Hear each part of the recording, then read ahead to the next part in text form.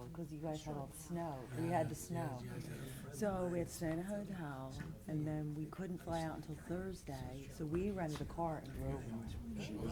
Because we didn't want to spend 2 more nights in a hotel. We were on the Disney cruise. Fort Lauderdale. We're good to go? So when we got off, we couldn't. The March 19th, 2026 Glassboro Zoning Board of Adjustments regular business meeting is now open. Could we have the opening statement, please? Pursuant to the Open and Public Meeting Act, I hereby announce that adequate notice of this meeting, as required by said act, has been provided by adopting a schedule of regular monthly meetings for the year 2026, which schedule was posted on the Borough Hall Bulletin Board, mailed to the South Jersey Times, and filed with the Borough Clerk. Thank you. Can we all rise for the salute to the flag? Pledge allegiance to the flag of the United States of America and to the republic for which it stands, one nation, under God, indivisible, with liberty and justice for all.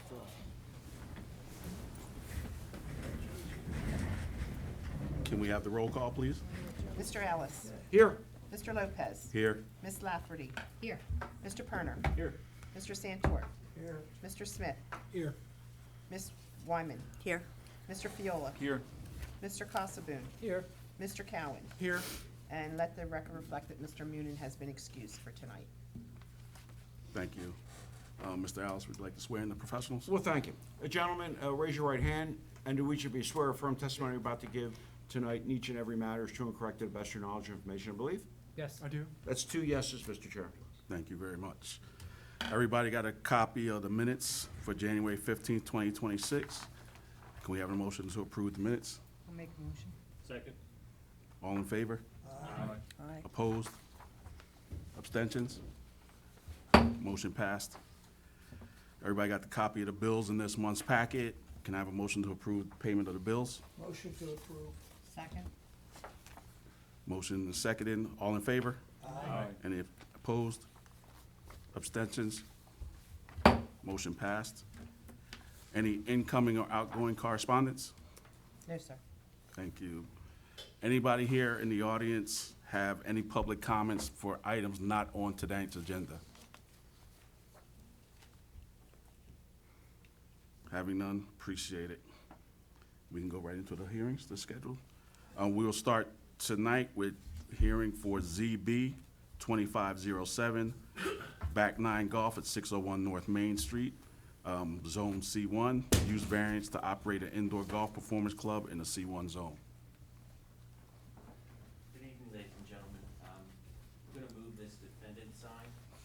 My wife usually puts one of those up for me when I sit down to eat. Thank you, couple. Good evening, ladies and gentlemen. My name is Kevin Duke. I'm the owner and principal attorney of KG Law in Turnersville, New Jersey. For purposes of your record, my last name is spelled D-I-G-U-C-H. Duke, but please just call me Kevin. It's a lot easier. It is my privilege this evening to present an application on behalf of my client, Prep Guys LLC, doing business here as Back 9 Golf for a property located at 601 North Main Street here in the borough. It is situated in your C1 commercial zone. The applicant is seeking use variance approval this evening to operate a golf simulation sports facility here in town. They do have, they are seeking relief under section 107-104A of your ordinance to allow for that use. We do have 2 individuals this evening who are going to be presenting, the first of which will be Mr. George Janawi, who's the owner and operator of the facility, and we'll also have our professional planner, Mr. Terry Holmes. If I could have both our witness and our professional planner brought forth for this one. Well, of course, gentlemen, I'd ask each of you to stand and each of you raise your right hand. And do each of you swear or affirm testimony you're about to give tonight in this application is true and correct to the best of your knowledge, information, and belief? It's 2 yeses, so please take it away, counsel. Thank you very much. Our first witness this evening would be the applicant's representative, Mr. George Janawi. If I could have Mr. Janawi step forward, please. Just make sure you speak into the mic. How you guys doing tonight? Mr. Janawi, if you could just describe this business for the board so they have an understanding of what exactly you're trying to operate there. Yes. So as Kevin mentioned, it's an indoor golf facility. We're going to have 4 bays simulators, so, obviously to simulate like you're playing real golf. It's gonna be, door controlled access, there's gonna be reservations that are needed to access the building. And it's really for golfers that are trying to practice all year round with inclement weather, and like, obviously, we had the severe winter this winter, so it's a really an opportunity for people to come, enjoy the golf and enjoy great technology that we're gonna have. It's gonna be state of the art, simulator technology. We're gonna have 90 courses or so, where you can practice, courses if you want to practice specific shots. So it's really an indoor golf facility. It's not a Topgolf. There's not like games like a Topgolf, like like a venue, like a bar almost. It's not like X Golf. It's more of a really just a more performance-driven golf facility. And can you tell the board a little bit about the membership structure in terms of who's going to participate? Yeah, so we'll have 3-tier memberships. We'll have a lower tier, which is called the PAR membership, which they'll only be able to utilize the space for 1 hour at a time. They can have one active tee time, so they can book a time, let's just say Saturday, and once they can finish Saturday, they can rebook as part of their membership for the next day, and so on and so forth. That's how the structure is really for all the members. The second tier is called a birdie membership, where they can bring 2 guests with them, and then the third tier is an Eagle membership, which they can bring 3 guests. Now the birdie can book 2 hours at a time, and then the Eagle can book 3 hours at a time. It's just perk of the staggering memberships. We'll also have public use available as well. So we're going to have public hours, which would just be for normal business operating hours. We can set that, but we're thinking between 9 and 7 p.m. We'll allow the public to actually go on the website, go on the app. If there's an hour available, they'll be able to book 1 hour at a time.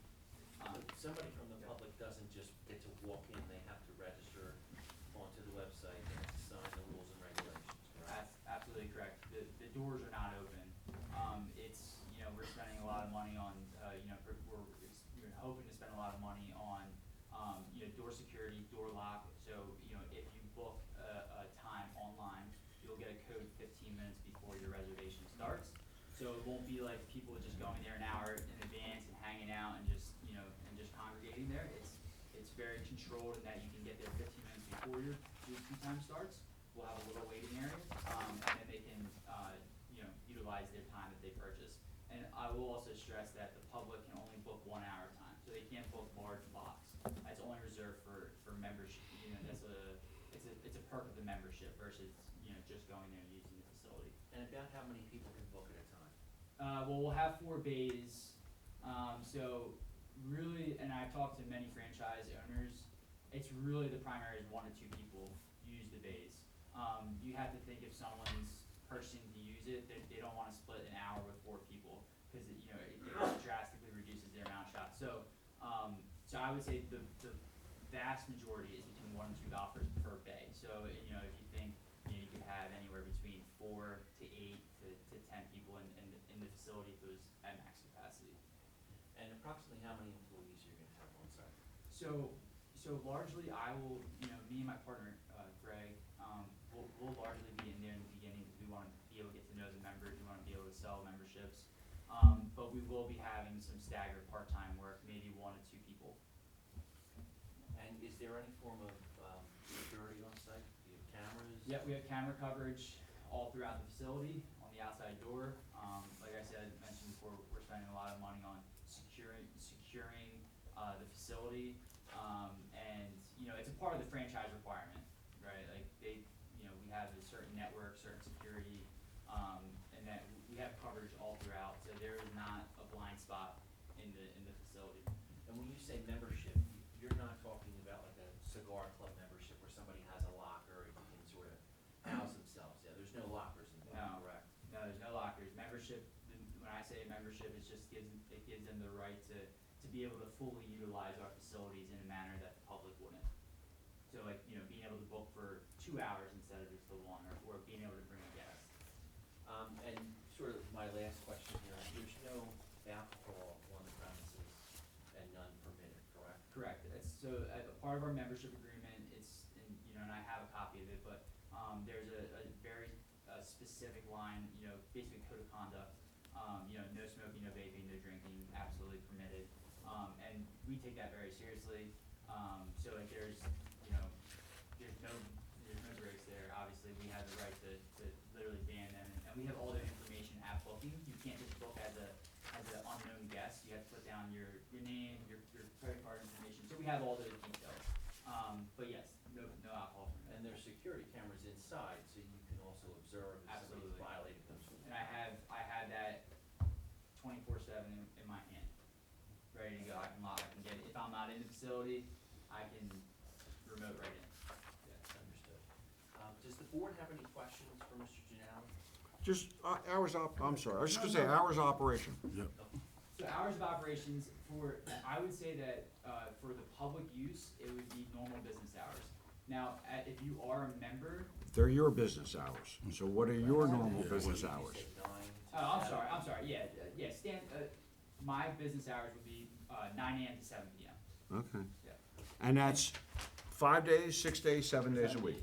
Yeah. 7 days a week? 7 days a week. Okay, gotcha. Members, But to follow up on that, that's for the public, right? So if you're not a member and you have, there's availability, they can book between 9 and 7.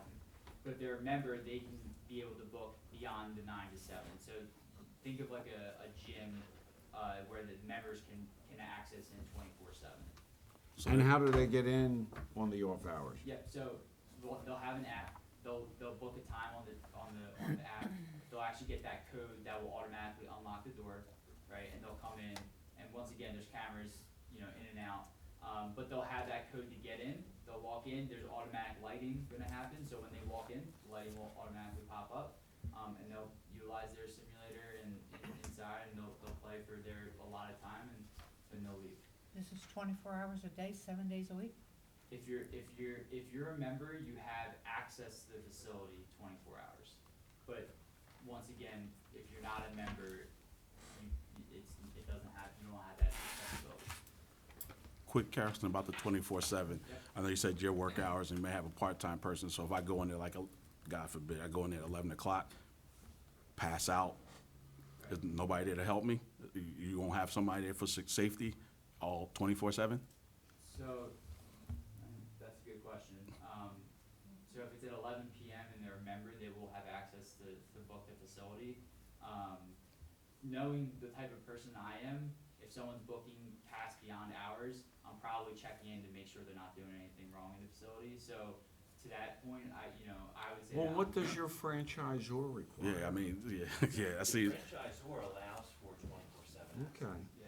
so that's the stepping off point. I mean, yeah, The but, chairman raises a deep Yeah. concern about, even though that might be what the franchisor demands, wow. I guess I would just be concerned, like I said, I can go, if I'm an Eagle member, I can go by myself, I don't have to have Mr. Alice with me, I pass out. You have a medical emergency, and I'm basically there till the next morning till your employees, you show up, and I'm dead, I'm down, I'm going by then, Yeah. That's not funny, but I'm just saying, it's a serious concern, I think but I was- a 24-hour, Yeah, a that's- 24-hour believe me, business, it you would registers. think would have some Right. security, Right. and just somebody there, if something goes wrong, even me as a member, Right. what happens if somebody kind of busts in behind me or something like that? It's just, very- it's America. Yeah, it's just, yeah. I totally understand that. So the franchise allows for 24/7, and that's the business model. It is. However, the applicant and I, sort of reading tea leaves and anticipating your concern, we have already talked about limiting those hours as well to avoid the 24/7 access. So that's not a necessity for approval. If the board was to move forward with approving the application tonight, the applicant is open to limiting a certain number of hours per day if necessary, if that makes the board more comfortable with the business model. Does that make sense? I'm not more concerned with the 24/7, just if the public can get in, what's the safety to that? I'm thinking that person's kind of a little unsafe, right? Because nobody's there to help them if something goes wrong. I can't walk into Heritage or Acme or ShopRite 24/7. If I did, there's security. I'm sure there's other people there if something went wrong. Yeah, It seems like it's just there's a blind spot of hours that something potentially could go wrong and that person can't get help. Sure. And it's the same concern that we raised, parallel to the gym membership, right? Those 24/7 gyms, they have security systems in place. There's gonna be similar security systems in place here, as well as internal security cameras. But they also But have this is people. more But limited. still, I guess it still doesn't, yeah. Person there, that's one of our concerns, is Yeah, if they have a. Who would like, call you have all emergency? the cameras in the world, you could have all the sensors, all the models, everything like that. But if you don't have a physical person there to dial 911, like he's saying, if he's coming in after hours, has a heart attack, drops on the simulator, he's by himself as one of your Yeah. Eagle members, is there anybody going to be there to pick up the phone, to call 911? Like, you might not be, you might be No, I asleep, understand. you know, 24/7, 2 o'clock in the I morning. understand. Some people run those hours, you know, my dad golfed his whole life, he would golf every day, every chance he could get. If there was a 2, 3 in the morning simulator when he got done work at the hospital, my dad would have been there. Right. But that's, you know, one of our concerns, and, you know, like, with people coming in, are they going to have, like, a key fob for, like, your Eagle, your Birdie, or your PAR member?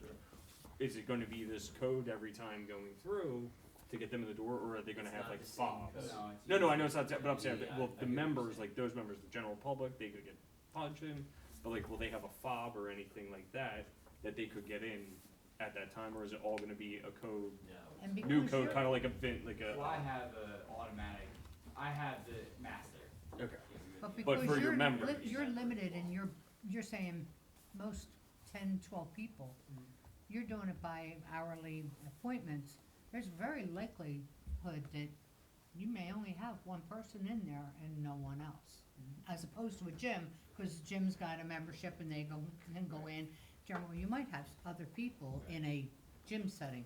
But in this, where you are limiting, and I understand what your model is, that you're limiting it for, but there's a very good likelihood that I could be in there all by myself, and this emergency occur, and you're busy, you're at an event. Are we, I'm sorry, let me take a step back. Are we talking about like during normal business hours? Cause we do plan on having people there during normal business No, hours. our- Your More concern is nighttime. beyond, Yeah, right, yeah, yeah. beyond your Yeah, normal, more, seven beyond normal PM, business hours. Yeah, 7:01 PM I will say to that the one thing 8:59 I AM. just did wanna say is, you know, I have belonged to like a gym which is 24/7, like they're not staffed at 2 AM. You know, like sometimes the 24-hour fitness centers, they're not staffed at that. I understand your concern, but I do wanna throw that out there, but I totally get your concern. Well, you know, and don't misapprehend the questions from the board members, because we understand, you know, life's a two-way street. I think the concern is that, Yeah. that not only are you concerned about your patrons, but concerned about you running the business, Right. having exposure. You wanna make sure, you know, as they say, Yeah, it's all valid points. yeah. Would you be willing to have the business open from 9 AM until, say, 10 PM, staffed with a person, and those would be the limitations of your business hours?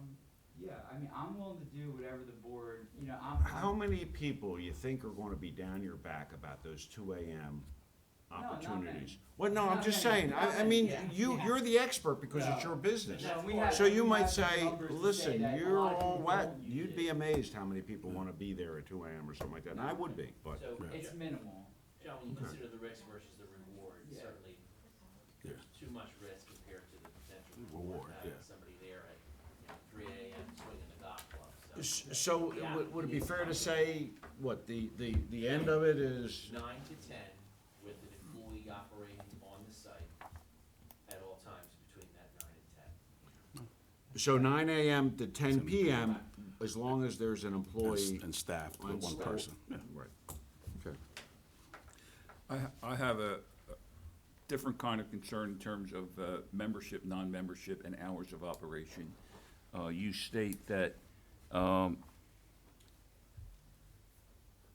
looking for it here, non-members, unscheduled walk-ins aren't allowed, access to non-members limited to daytime hours, typically 9 to 7, certain days of the week.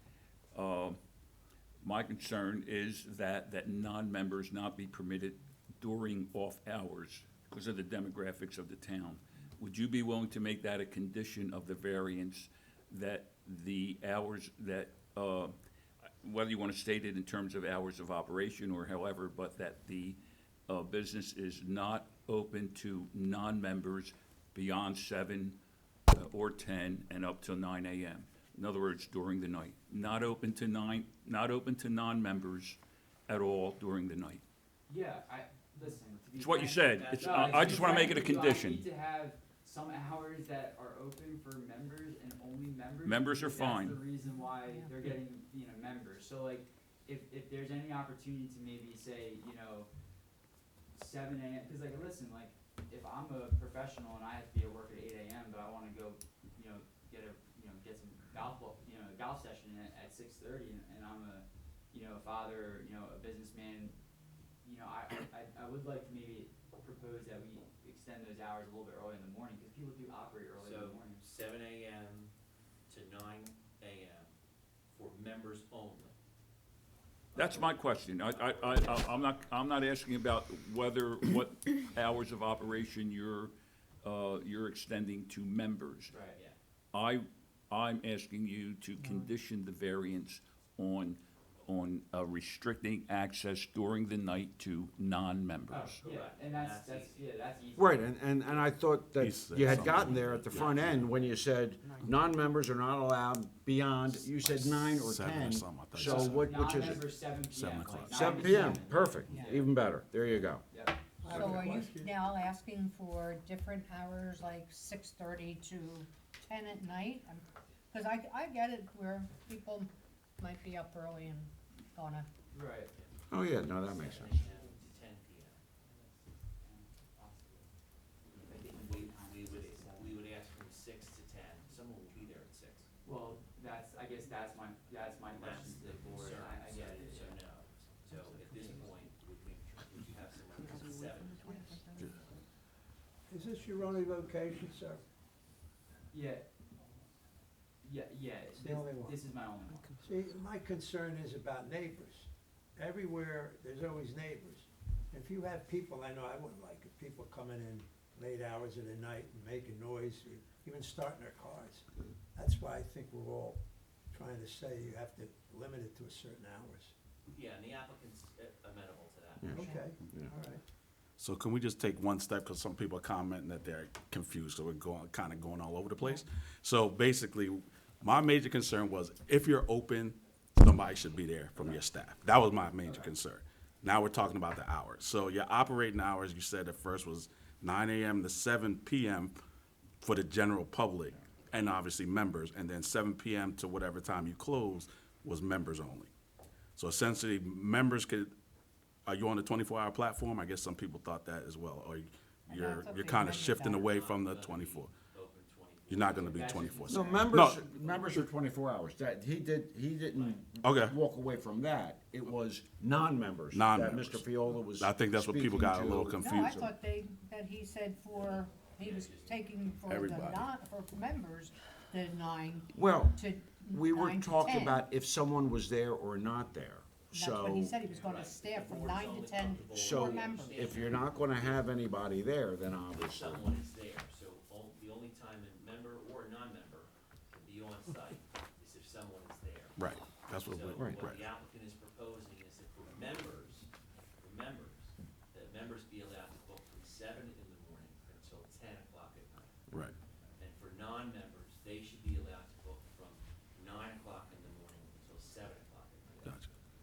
Or So you basically, can- or you closing can time, no strike matter it 9 to what. 5, like- Yeah, I mean, people are getting confused. Closing time, no matter what, is 10 PM. All right, all right. Okay, I think All that's, right. Now, That- is there that- any that was good. availability to maybe increase it by an hour on like a Friday or Saturday night, Right. or is that not appropriate? again, I think everybody's, well, my thing is, if you're open, somebody should be there. Yeah, absolutely. Yeah, that was my primary concern. If you're open to members in off hours, someone should be there. Anybody, yeah, anybody. And I had a question about parking. Sorry.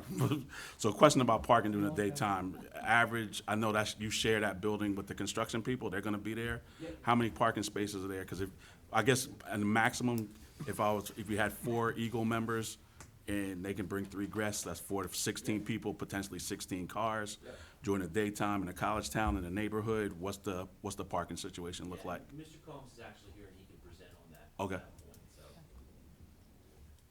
So just to restate, if he's gonna have someone there at 3 o'clock in the morning, he can be. He's not, he's gonna close operations at 10 o'clock. If he asked for extended hours though, on Friday or Saturday or. I was gonna. For an hour, but he would still have a staff person there, correct? Right, Yep. Right, correct. So on, say, Fridays and Saturday evenings, maybe open So longer. it'll be open until 11. Mhm. Anytime people can access, you'll have a staff person there. Correct, that is a condition of approval. Gotcha. So it could go past those hours then? No, he's gonna close regardless. So you're doing Close. 9 AM, No. 7 7 PM a.m. to 10 PM, or 7 AM to 10 PM for members. On Friday or Saturday, it may go to 11, and for non-members, it is 9 to 7. It's still the, And at any time, a member, non-members in there, you're going to have someone, correct? right, yep. Not just non-members, anybody, member or. member. Right. Yeah, yeah. Correct. Yeah. Yeah. Member, non-member.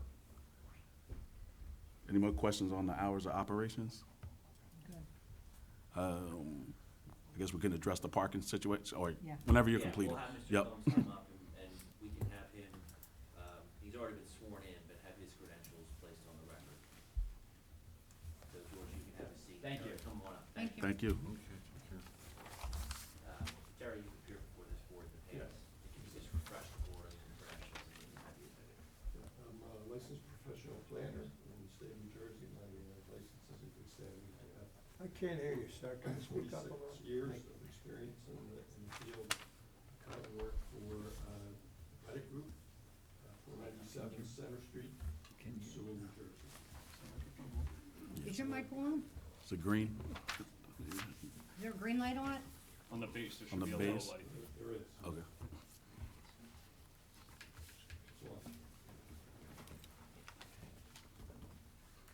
It's on. So, Mr. Alice, we would submit Mr. Combs as next. Right, and Mr. Combs, I'm acquainted with, is a professional planner and has appeared before many boards and is a licensed professional planner in the state of New Jersey and able to give testimony in that regard.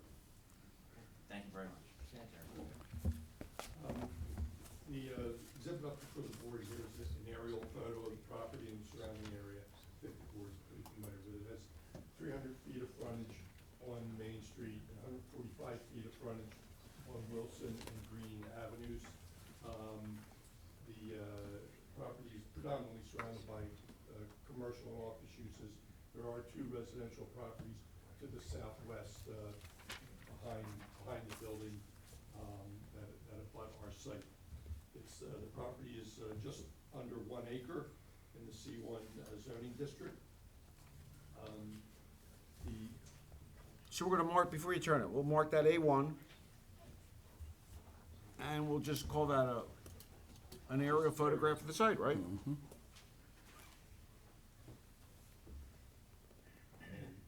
A2, that is the site plan that was approved by the planning board in February of 2024 for D. Simone Construction. And this depicts the building, which is approximately 9,600 square feet, the footprint of the building.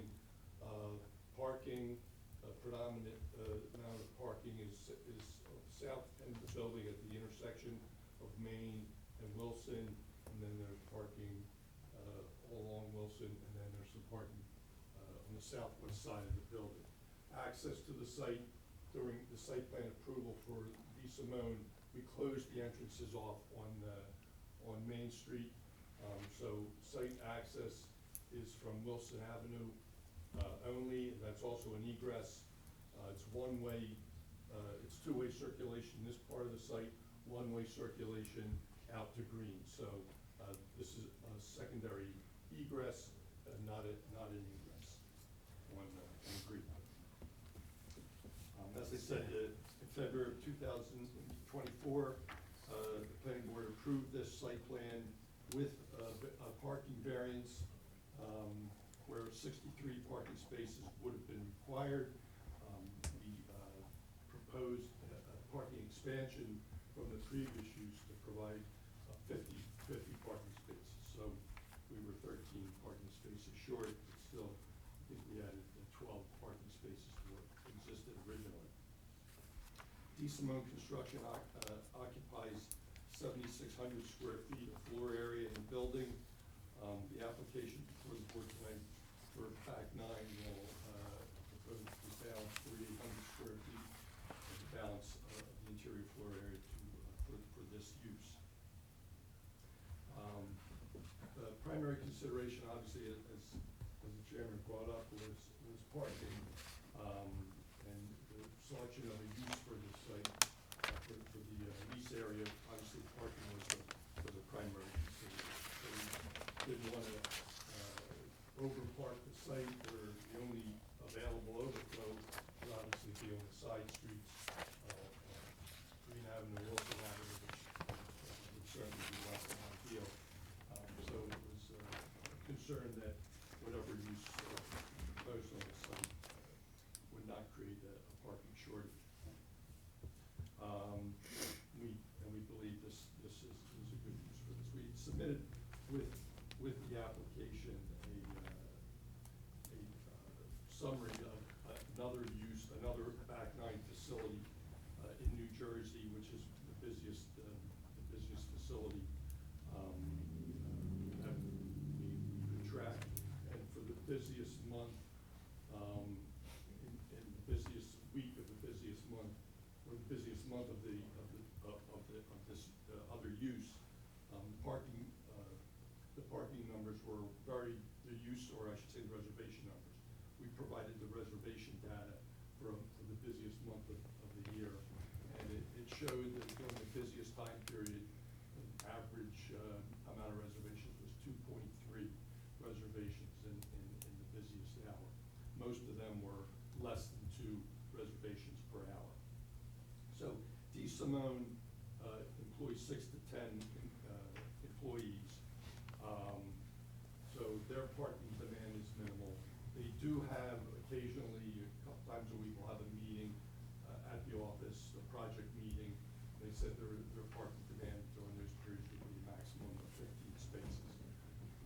So that does leave a significant amount of parking for this use. Obviously, with the 50, that leaves 35 parking spaces. We would not anticipate that this use would ever generate a parking demand of 35 spaces. As I said, the data that we researched for other back nines would indicate that 3 reservations an hour would be max. And even if you did have the maximum of 4 golfers per simulator, which, as George indicated, is not a common occurrence that there's 4 golfers at any one simulator.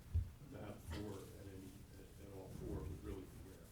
But still, that would only generate 16 users, and then 1 or 2 employees would be well below that. Now, they will have events where maybe they have a corporate event, or even like a party event on the weekend.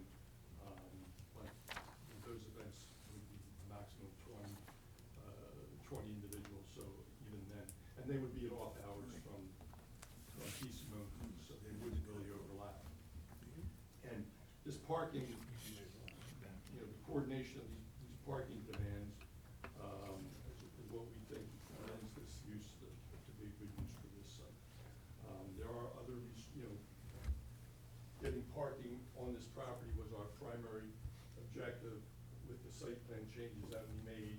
So it doesn't leave a lot of excess room for trash enclosures and things like that. I mean, pretty much all the space is occupied, as you can see on the site plan. So this site generates, it's a low intensity use, or low traffic volume, low trash generation, no noise. There would be vehicles coming in if it's 10 o'clock at night. Just normal noise of the car coming in, closing the store, but nothing excessive that would make this use incompatible with the adjacent residential uses.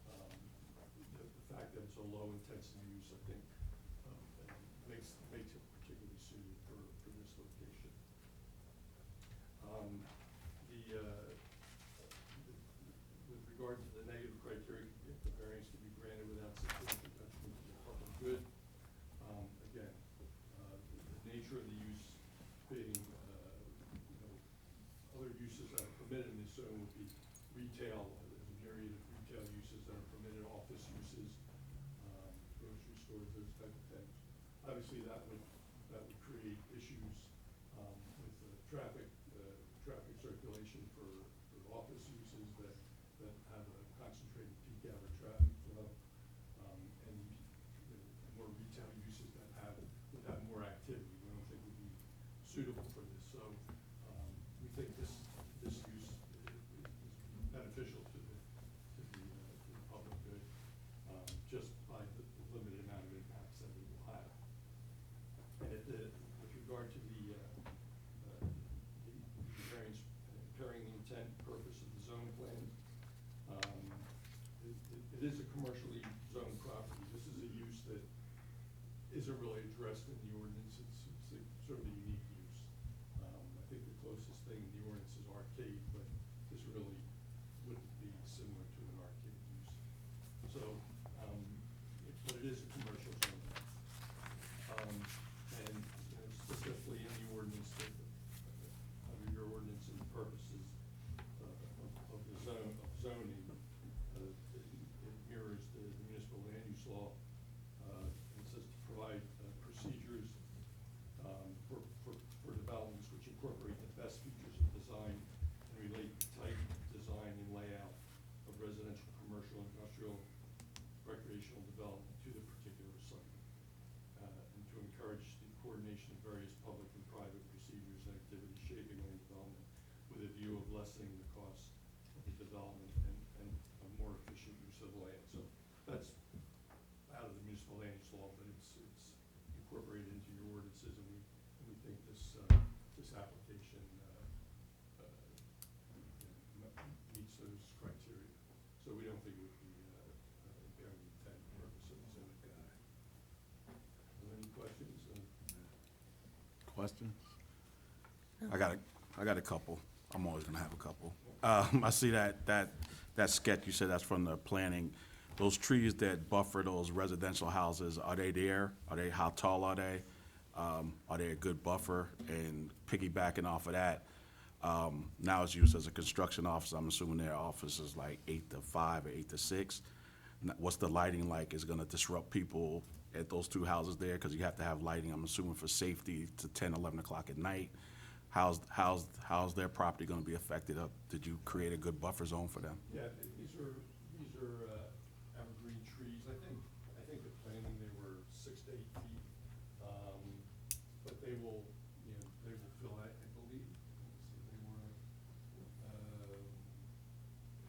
green giant arborvitae, so they'll get 15, 20 feet high. They've been maintained? I'm sorry? They're still healthy and maintained? Yeah, they were just planted within the last 6 months. So yeah, they're not at their maximum height, obviously. Mhm. They're very dense and evergreen. What's the planned maintenance on that, what's the planned It's maintenance? irrigated, and, there'll be, decent amount, the building's beautiful building. They spent a lot of money. I'm more worried about the buffer for the neighbors than I am for the. Well, that's part of their property, so they're in. So did I understand you say that there's 35 parking places? There's 50 total. 50? 50 total. I thought you said 35. Yeah, 35 available for top, Well, based on. what happens if there be more than 35 people? Where do they park, in the street? Well, that's, The facility wouldn't even hold more than 35, because it's only 4 bays and 4 people to a bay. Okay. So 24 would be the max. Okay. There's 4 simulators that the maximum is 4 people per simulator, so. And as they said, you make a reservation, you can only arrive 15 minutes before your reservation, you can't get in, so we won't have people waiting around. How about the light with the parking lot? Is that parking lot lit now, It was all- up until 10 it or? was all reviewed under the original site plan, they're all outside shields, so that the lighting is on the site. So you're not changing any for the hours of operation that you're using? No, the lighting will stay the same. Does that lighting now, though, back 9 isn't there now, so how long does that lighting stay on? Does it stay on 24/7 now, or is it gonna be? Sure, what these I guess my question is when this opens, are those neighbors now gonna see light shining like in their windows? I assume that there's lighting there now for nothing else other than security. They need lights on, they wouldn't leave it dark. Well, we don't want you to assume. Yeah. So if you know, you just tell us. If you don't, you say, I don't know. That's all. There was no provisions in the site plan approval to turn lights off at night. But they did redo it for spillover onto the joint properties. Any other questions? We can open it to public comments. Chris? Oh, our friends here. Yep. Mr. Duke doesn't want any other questions. Any other? No, nothing further from us. If your professionals have questions Yep. otherwise. Sure, well, thank you. I'll jump on to the professionals portion here. Thank you. So we had 5 comments in our letter. Some to some extent revolving around parking and hours, which have been discussed at length already.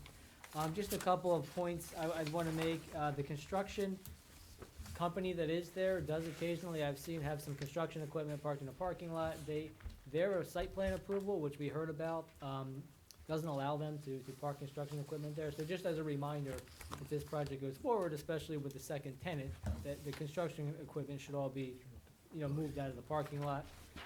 Also related to the prior site plan approval, there was some paving work that needed to be finished.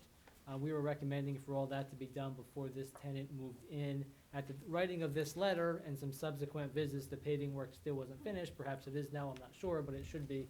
The site plan obligations from the prior site plan approval, in terms of paving, should be completed.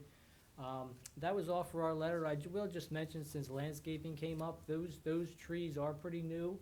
And as is typical for any site plan approved under the municipal land use law, our office checked those, and they have to be guaranteed for 2 years under the maintenance period. I can't tell you exactly where they are, when exactly that started. I don't know if there's 18 months left, or 19, or 15, or whatever, but they should be in their maintenance period by now, so they would at least be guaranteed for 2 years. That's all I had, Mr. Chairman.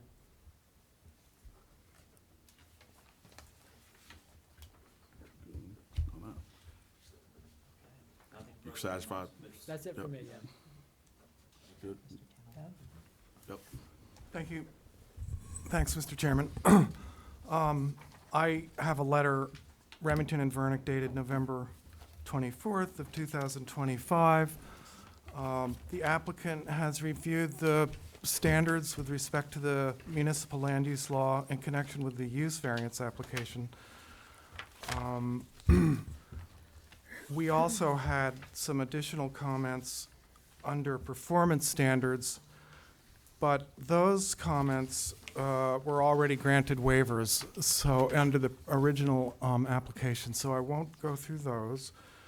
I can attest to the plantings, having seen the site and been at the hearing when the original site plan was approved, that it does appear as if all the landscaping was installed in accordance with the requirements or the conditions of approval back in 2024. I do believe that the buffer at the rear of the property will eventually, and not too long, will grow into a very substantial vegetated opaque buffer. So I think it'll be sufficient for what's being proposed in terms of the application tonight. I did want to ask the applicant about signage, whether there's any, if they could provide some testimony about signage, whether there's any additional signage being proposed, either on the property or on the building, with respect to this application. There's nothing on the site plan, but there will be sign on the building. We will submit that for a permit, it will be zone compliant. So you're gonna honor the ordinance, and if you don't, you'll be back. Something like that. All right, I got you. We did note that the application may be subject to affordable housing requirements. Just wanted to make sure the applicant was aware of that. Otherwise, I don't have any additional comments, Mr. Chairman. Thank you.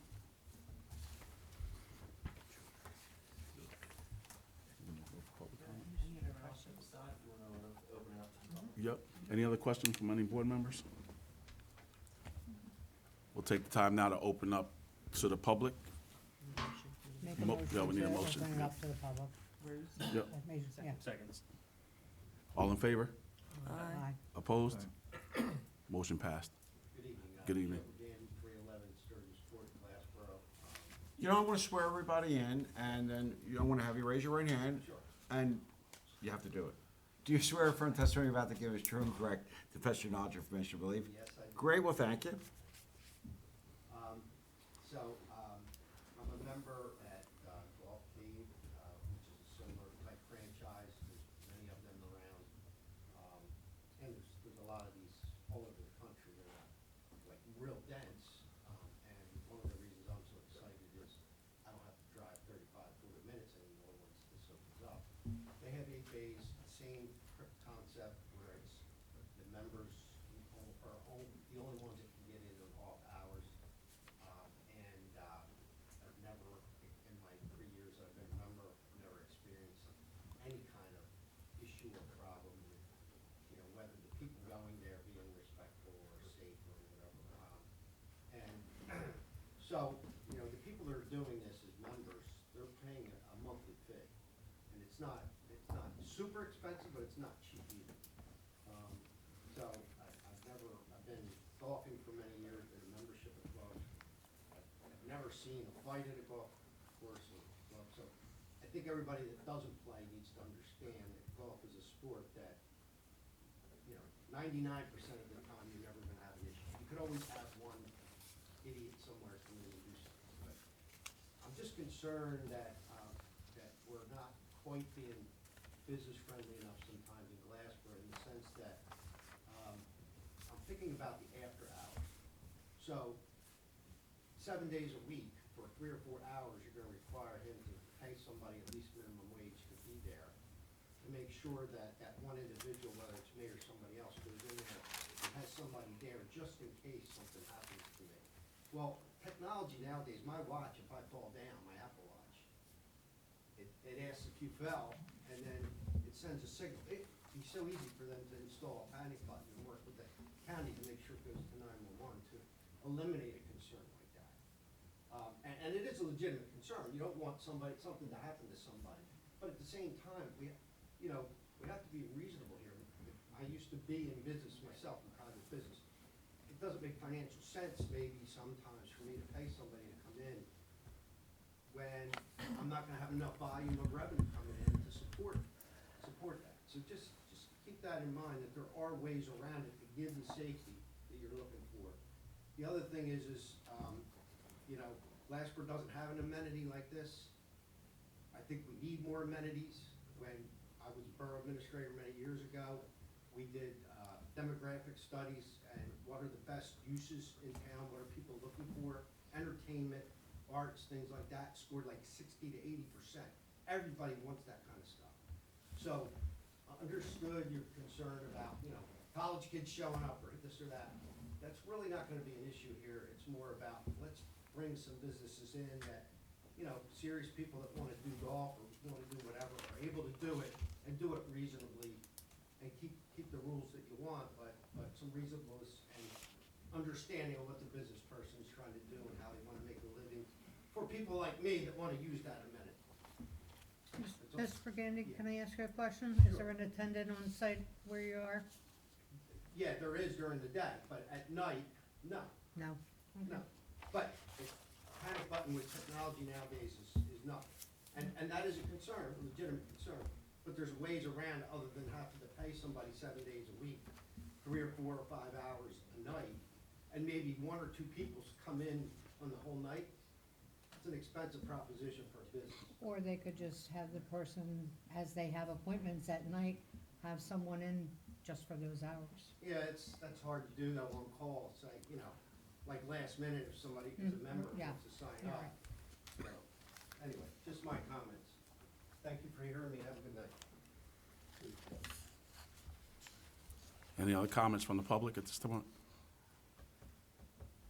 Any additional questions from our board? Motion to close the public portion of this. Motion made to close public. All in favor?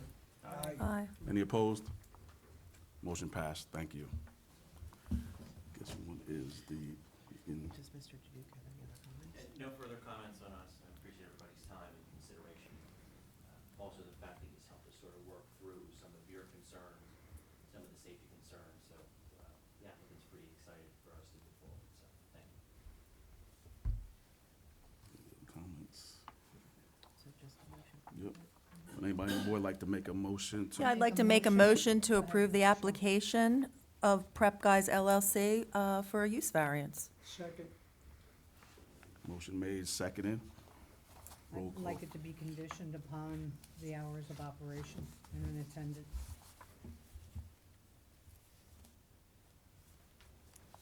Well, we understand, there was testimony, and that's gonna be in the resolution. Hearing the motion and properly being seconded, can we have roll call, please? Ms. Lafferty? Yes. Mr. Fiola? 4. Mr. Perner? 4. Mr. Santor? 4. Mr. Smith? 4. Ms. Wyman? 4. Mr. Lopez? 4. Well, take care, fellas. Thank you, Joe. Thank you. Thank you. Thank you. Good luck. Terry, you want those? Yes, if you just want to leave. Actually, Nope. Mr. Combs, yeah, if you just want to leave it on the side, I'll grab it on my way out. Thank you.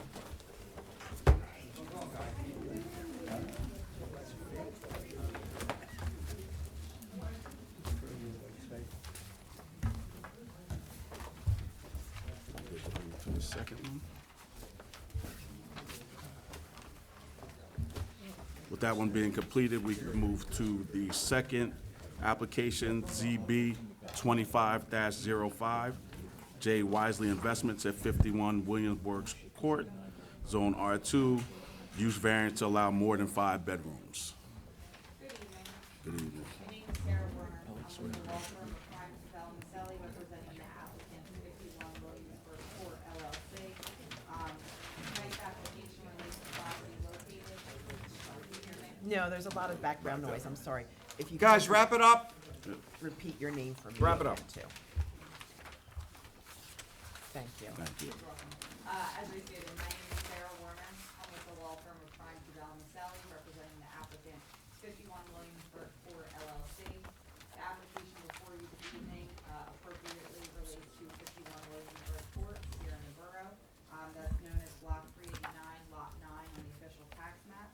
The property is located in the borough's medium-density residential, or R2 zoning district, and is currently developed with a residential dwelling that serves as student housing. The applicant is before the board this evening seeking a use variance in order to permit the continued use of a 6th bedroom located on the property, where a maximum of 5 bedrooms is allowed. As the applicant will testify to in a little more detail this evening, the garage of the dwelling was previously converted to a 6th bedroom, and this application is a little unique because, if you heard me correctly, it is currently in operation. The applicant actually, shortly after purchasing the property, went into the borough for all the necessary permits in order to convert the garage into the 6th bedroom. Was granted those permits, undertook the work after bidding out the job, and it wasn't until construction was complete and they went to have all their final inspections in order to close out those permits, that it was flagged that a recent ordinance had passed which limited the number of bedrooms allowed on the property. So they were caught somewhere in a legal limbo. So at the time they sought to make the 6th bedroom, it was permitted, and by the time they were finished, it was not, which is why we are here this evening seeking the use variance to allow for that 6th bedroom use. I do have with me tonight 3 witnesses. The first witness you'll be hearing from is Jason Wisely. He is a representative of the applicant and the owner of the property. The second witness you will be hearing from is Lawrence DeVitro of Land Dimensions Engineering, applicant civil engineer. And third, but certainly not least, is Tiffany Morrissey, applicant's professional planner. Before I turn it over to our witnesses, there's just a couple things I wanted to note. First, in addition to the use variance being sought, there is bulk variance relief that's also being sought. One of those bulk variances is actually an existing nonconformity, and that's the lot width. Obviously, the lot is what the lot is, so we are not changing that. The second bulk variance bulk variance is with respect to the maximum parking coverage that's submitted. I will let Mr. DeVitro and Ms. Morrissey obviously speak on this relief in more detail, but as a general note, it is the applicant's position that these variances and existing nonconformities are de minimis and can and should be granted in connection with tonight's application. The second thing I wanted to address is that we are in receipt of the review letters from the board engineer dated December 16th, 2025, as well as the board planner dated December 29th, 2025. And I'm happy to report that having reviewed these review letters with applicant's team, we are able to comply with all comments contained therein, either through revisions to the application or more likely the testimony you'll be hearing this evening. To this end, Mr. DeVitro did previously submit point-by-point response letters to both review letters, and as noted therein, they've already addressed a number of the open comments. So without further ado, if I can introduce my first witness, Mr. Wisely. Sure, but why don't we just get them all sworn in, and then you'll take them out Absolutely. as you choose. Okay, so each of you, you're gonna raise your right hand, and do each of you swear or affirm testimony you're about to give tonight is true and correct to the best of your knowledge and information you believe? Great, that's 3 yeses. Take it away, counsel. Thank you. Mr. Wisely, please come forward. I'm gonna share the microphone with you. Could you please begin by introducing yourself to the board and your position with the applicant entity? Sure. My name is Jason Wisely. I am the owner of 51 Williamsburg Court LLC. I also own 25 other properties in the immediate area there on Williamsburg Court. And I guess what I'd like to say is that I've been doing a lot of work in town over the course of the past 15 years. I care deeply about projects that I take on, and I'm a very conscientious owner of property. And I think that that would be backed up by code enforcement and anybody else that I've had dealings with over the years, including some of my neighbors, local, that will back me up on that if and when they get the chance. With respect to the application before the board this evening, I touched on the fact that this is a unique situation in that you did receive permits. So would you mind walking the board through your history with the property and how we got to where we are tonight? Definitely. So I purchased the property from another landlord, and when I purchased the property, there were 5 bedrooms in the house already. And I went, and when the property went under contract, the ordinance hadn't been effective yet, and I was not aware that there was a new ordinance. In fact, I was actively converting a 6-bedroom right across the street. So I had no idea that this ordinance was coming into play, or that anything was changing. And I also had, was doing everything possible to make sure that I was following the letter of the law here. And So, I'm sorry not to cut you off, but when you say you were doing everything possible, you were seeking the appropriate permits from the borough in correct, order to correct. perform the work, I correct? got the permits, before we started this project, so everybody was aware of what I was doing. But what the borough wasn't aware of is that there were already 5 bedrooms in the house, because the prior owner hadn't gotten permits when he made adjustments to the house. And I didn't know that, and, I'm learning the hard way here that I probably should have looked deeper in, but I had no idea that that person didn't file for the appropriate permits to create the 5th bedroom. So I completed the work, and then everything was done, and after the fact, when the fire inspector was in the house, he counted the rooms, and said, there's 6, this is a problem. And I was kind of dumbfounded. I did everything that I thought I was supposed to do. And he said, well, no, there's a new ordinance. And that's kind of why we're here today. And that's what happened. And you noted that you own other properties within the borough and Williamsburg Court. Is it correct that you own other properties within the immediate vicinity of the subject property? All the neighboring properties on both sides. And are they occupied as single-family residential, or are they also occupied as They're all student They're housing? all student housing properties, and they're all very well maintained. And I just want to get on record quickly that, like, I have myself and my team of people are here every day of the week.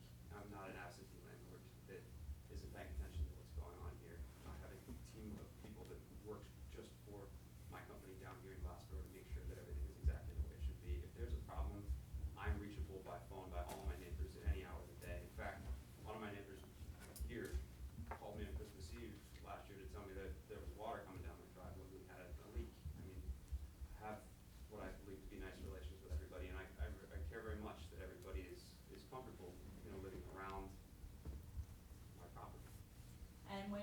became informed that this was a problem and you would need to seek the appropriate relief, is it correct to state that you immediately engaged the professionals required in order to see this process through the right channels? Yeah, absolutely. I went to code enforcement to figure out who I needed to talk to. I was with zoning, and they laid out the whole process for me, which is something that I'm unfamiliar with. This is the first time I've done it before. The board here, and so between the attorneys, the planners, the engineers, it's a lot to do after the fact when I already had the permits to do the work. It's been a lot to go through. But I'm trying to show everybody that I will do whatever is necessary because I'm heavily invested here and not as someone who's looking to build and sell. Like, I plan to be partnered with the town and with the university for a very, very long time. Thank you, Mr. Wisely. I don't have any further questions for this witness. If the board has any questions for him at this time.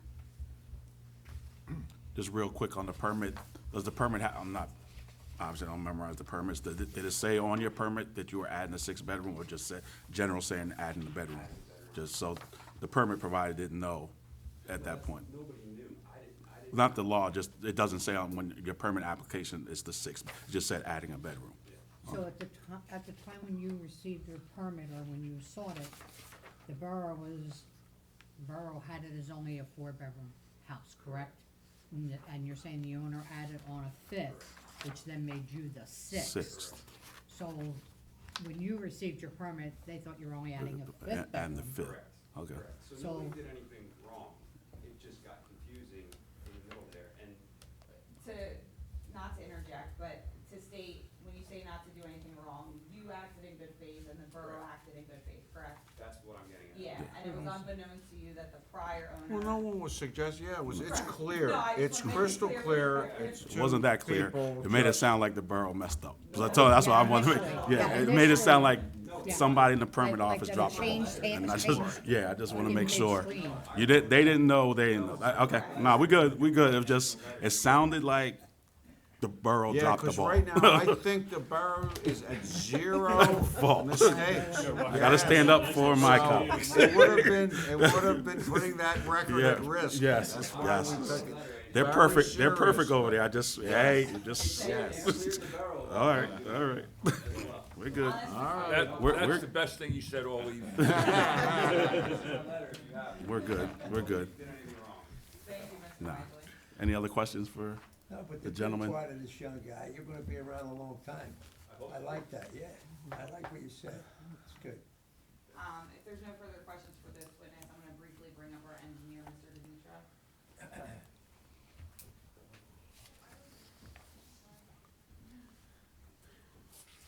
Mr. Demutra, you have been sworn in, but could you please provide the board with a brief overview of the educational? You know, we're gonna let him off the hook. He's well-known to the board and welcome back. Never seen it Always- before in my I life. know. Always good to see Mr. DeVitro. Just for the record, your licenses are still current and in good standing? They are. Thank you.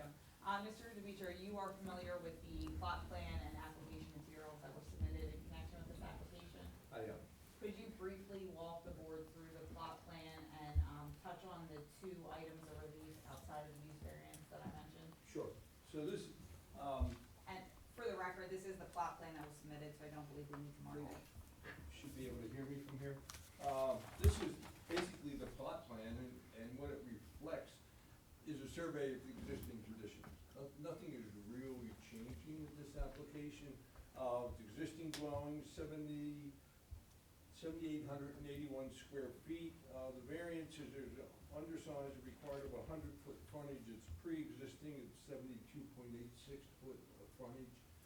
Williamsburg Court, called a court, but it really is a loop road, like a tennis racket. So it's not a dead-end cul-de-sac that we typically think. There's continuous circulation through the development.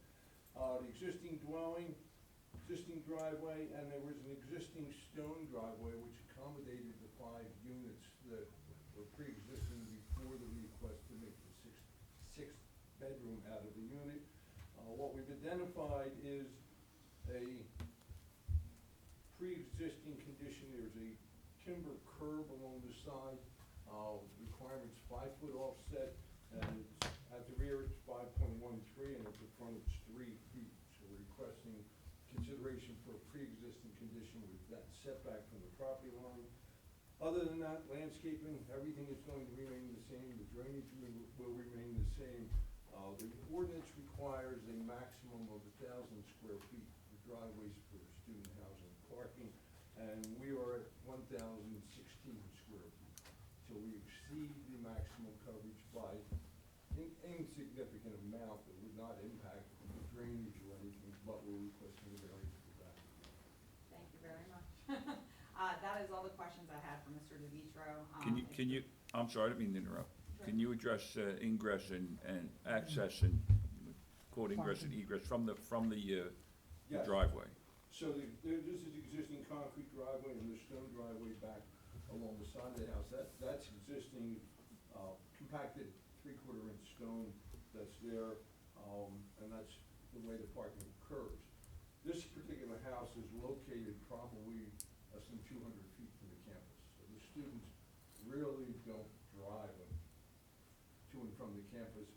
They're parking and able to walk to the college. Is that driveway 2 or 3 car wide? I'm sorry. The How wide driveway, is it? Is it 2 or 3 car wide? Wide. How wide? How Mhm. wide, how Oh, many yeah, cars? they're all 10-foot wide. So it can accommodate 2 cars side by side in Yeah, we front? have, we still have the distance of 19 feet for the length of the parking spaces, if that's. So essentially, that number 4 is like in the backyard, basically, right? That parking spot, number 4? Yes. Oh. And Larry, this may be a dumb question, this is without encroachment onto the sidewalk you're No, talking. right, we mentioned there would not be encroachment on the sidewalk. So each of the parking spaces are 10 by 18, they back out, but still within the driveway on the property. And Mr. DeVitro, you have had the opportunity to review the letters we received from the board's professionals, correct? I have, yes. And as I stated in my opening, you did provide point-by-point response letters to those. We did, yes. And generally, accepting the relief received from this evening and what may otherwise be testified to on the record, you don't see any issue complying with the comments contained in it? We do not. You know, the variance was the exceeding the 1,000 square feet, but other than that, requested variance for compliance with all the comments in the professional letters. There's no further board comments or questions for this witness. I do have our professional planner who can speak to the use and bulk variance relief in some greater detail. Good evening, Ms. Morrissey. Could you please start by providing the board with a brief overview? Now, again, very often, you will see Ms. Morrissey and Mr. DeVitro. I'm not saying they travel together, but they are two very busy professionals. So we welcome Ms. Morrissey back also. I will stipulate that my license is still in good standing and not. Thank you. Ms. Morrissey, you're familiar with the application that's before the board this evening, correct? I am. And you've had a chance to review the borough zoning ordinance and master plan? I have. Can you please provide a brief overview, in your professional opinion, whether the use variance and bulk variance really being sought can be justified under the municipal land use law? Absolutely. So, the variances we're requesting, the use variance and the bulk variances, which would fall under the C2 criteria. There's different standards for both of them, but they kind of wrap in together. So a use variance, we have to demonstrate that there's special reasons, that there are purposes of zoning that would be advanced to permit the, use variance that we're requesting. Those purposes of zoning would also provide, the same benefits towards the C2 criteria. So I'm not gonna separate them. I'm gonna talk about those purposes together, kind of keep it a little bit simpler. In terms of the positive criteria and the special reasons for a use variance, one of the things we have to address is the particular suitability of the site for the proposed use and the unique aspects that surround the property. And this truly is a unique situation. This is not a typical situation where someone's taking down a house and putting up a larger house and putting too many bedrooms in. We don't have an applicant who did something disingenuous and tried to do something incorrectly. It was tried to be, everything was done in an appropriate fashion on both sides. And I reference this because, and I can't believe I'm going to say this, but when we have variances, there's generally no precedent set with variances, right? we don't wanna grant a variance and then the next person comes in. This situation is one where you will not see something like this again before the board. It's not on the cusp of the ordinance change. There was this unique situation where the paths got crossed and everyone tried to do the right thing, but ended up with a situation that didn't meet the current ordinance. So in terms of precedence, this is not something you're gonna see in the future for Mr. Wisely. He's not going to put a 6-bedroom somewhere else and come in and beg forgiveness. That's not where we were on this situation.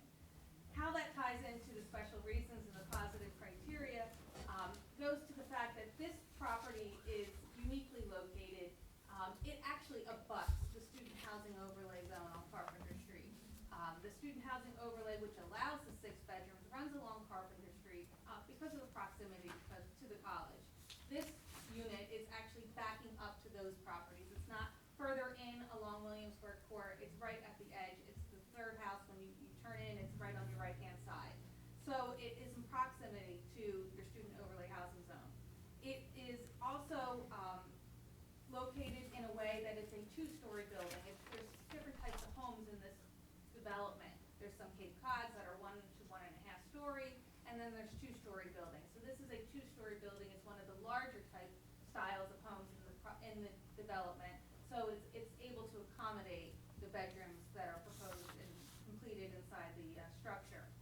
The property already had the improvements in terms of the driveway requirements and parking requirements, and it does meet your parking requirements, the enhanced parking requirement of your ordinance to have the number of spaces of what we have proposed on the plan, which is 5 spaces on the plan. That parking area is, of course, located at an area that's just slightly over what's permitted under your current ordinance and pre-existing on the property in its current configuration. In terms of the positive criteria, it's my professional opinion there are 3 purposes that would be advanced. First and foremost is the fact that I believe that there's a unique situation here that uniquely affects this property in its location, which adds to that particular suitability and adds to the fact that it can function as intended and therefore promotes the general welfare. I also believe that it continues to promote the purpose of zoning to establish an appropriate population density and concentration that contribute to the well-being of persons, neighborhoods, communities, regions, and preservation of the environment. And because of the proximity to the college, it encourages the location and design of transportation routes which will promote the free flow of traffic, discouraging the location of facilities and routes which result in congestion and light. Why that applies, in my professional opinion, is because you're gonna have, the students are gonna walk the campus more than they're not because of the proximity. And that's the intent of the student housing overlay zone, and where it was proposed to be located was because it was walkable to the college and the way it's laid out on your student housing overlay plan. And in your 2024 master plan amendment, which addressed the student housing overlay zone, it was created with the intent and purpose of having proximity and trying not to change and alter neighborhoods, and because this is on the outskirts of the neighborhood, still in the neighborhood, but not on the other side of the neighborhood, not further down, but abutting homes behind them that can have 6-bedroom units in the student housing overlay. It makes sense that this would be appropriate here, given the unique circumstances surrounding why we are here this evening. In terms of the negative criteria, will the variance, if you grant it, cause a substantial impairment of the master plan or the zoning ordinance, or a substantial detriment to the public good? In my professional opinion, it doesn't rise to that level of causing that impairment or that detriment. And again, you have to look at why we are here and how we got here. And I think it's important that this actually abuts the areas where this would be permitted. It's not going to result in further units being changed and altered. The ordinance has taken effect, and you're not going to see new 6-bedroom units.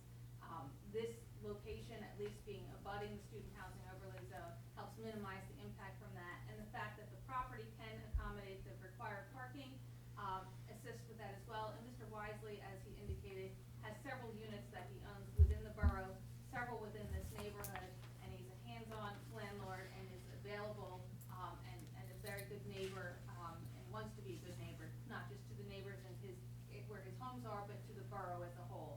And so when we look at the impact to the surrounding area and the impact to the neighbors